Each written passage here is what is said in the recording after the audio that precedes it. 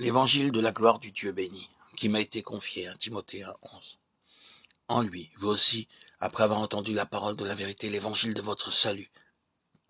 En lui, vous avez cru et vous avez été scellés du Saint-Esprit, qui avait été promis, lequel est un gage de notre héritage, pour la rédemption de ce que Dieu s'est acquis, pour célébrer sa gloire. Éphésiens 1:13-14. Faites en tout temps par l'Esprit toutes sortes de prières et de supplications. Veillez à cela avec une entière persévérance, et priez pour tous les saints. Priez pour moi, afin qu'il me soit donné, quand j'ouvre la bouche, de faire connaître hardiment et librement le mystère de l'Évangile. Éphésiens 6:18-19. Il y a une ou deux choses que nous devons noter en relation avec ce qui a été cité. Ces passages sont tous caractérisés par la densité des termes employés, c'est-à-dire qu'ils sont écrits très près de la fin de la vie de l'apôtre Paul, alors qu'il est en possession d'une révélation très complète qui a grandi tout au long de sa vie de serviteur du Seigneur. À la vision initiale, il a été ajouté la révélation, un élargissement de la connaissance spirituelle, parfois de manière spéciale, mais s'inscrivant dans le cours normal de sa marche continuelle avec le Seigneur. Ici, alors que cette révélation a pratiquement atteint sa pleine mesure, compte tenu de sa course terrestre ici-bas, ces paroles émergent issues de tout son ministère. L'évangile de la gloire de Dieu, l'évangile de votre salut, le mystère de l'évangile.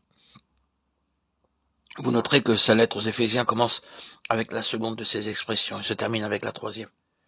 Il n'y a pas deux évangiles différents. L'évangile de votre salut, le mystère de l'évangile. L'évangile n'est pas séparé en deux parties. Il y a un seul évangile, rassemblé dans cette expression, l'évangile de la gloire de Dieu. Ce que je désire indiquer, c'est que l'évangile est quelque chose de beaucoup plus profond que ce qui est généralement reconnu. Oh, quelle plénitude il y a dans ce mot mystère employé par l'apôtre.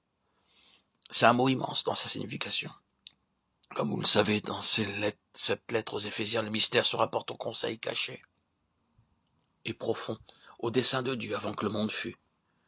Il est relié à quelque chose de toujours présent dans la pensée de Dieu, à travers tous les âges passés, quoique non révélés, attendant le jour où il le manifestera comme un secret révélé. Dans ce mystère sont tous les desseins et les conseils divins qui trouveront leur pleine révélation à la fin des âges, dans cette dispensation et dans la plénitude des temps. Tout cela est appelé l'évangile, le mystère de l'évangile. Oui, l'évangile de votre salut et tout cela, quelque chose d'immense, d'insondable. Dans cette courte lettre, tout est résumé par des superlatifs imbriqués les uns aux autres. Vous sentez que l'apôtre est rempli de tout cela, est très près d'une explosion. Il ne peut pas trouver tout dans les mots d'un riche langage pour exprimer lui-même tout ce qu'il appelle le mystère, l'administration de ce mystère qui lui a été confié. C'est immense. Et quand il écrit sa lettre à Timothée, il va au-delà de tout ce qui a été exprimé, en résumant l'immense signification de tout cela par une petite expression, l'évangile de la gloire du Dieu béni. Voulez-vous vous arrêter un peu pour réfléchir à cela? Quel est cet évangile? C'est l'évangile de la gloire de Dieu. Maintenant comprenez cela si vous le pouvez. Sondez la gloire de Dieu si vous le pouvez. Si nous voulons la clé pour ouvrir toute cette merveilleuse révélation, pour révéler les conseils secrets de Dieu avant les temps éternels, pour découvrir le mystère caché depuis les âges des âges, cette clé se trouve dans un seul mot, la gloire. Ce seul mot est la clé de tout, d'éternité en éternité. Comprendre ce qu'est la gloire implique de comprendre Dieu, car il est le Dieu de gloire. Le Dieu de gloire apparu à notre Père Abraham, Acte 7:2. Cela nécessite aussi d'expliquer son intention concernant la création, car au centre de sa création, il y a ce mot qui exprime son intention, la gloire de Dieu.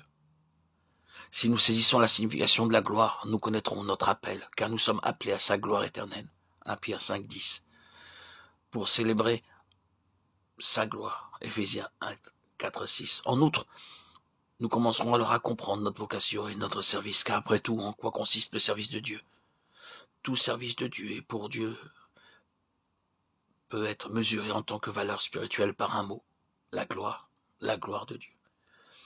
Gloire à Dieu au plus haut des cieux et paix sur la terre aux hommes qu'il aime. À toi, Seigneur, toute honneur, toute gloire pour les siècles des siècles.